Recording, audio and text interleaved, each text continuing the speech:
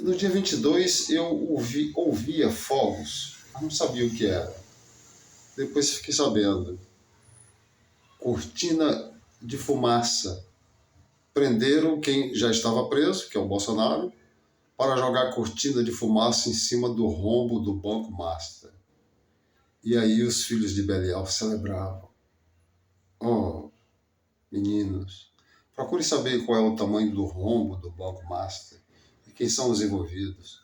Vê se o nome de Bolsonaro está lá nesse negócio. Mas, no entanto, Bolsonaro está preso. Isso é assim que é.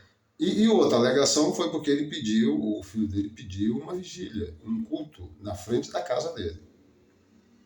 Clamar a Deus pela saúde do pai, por conta disso está preso.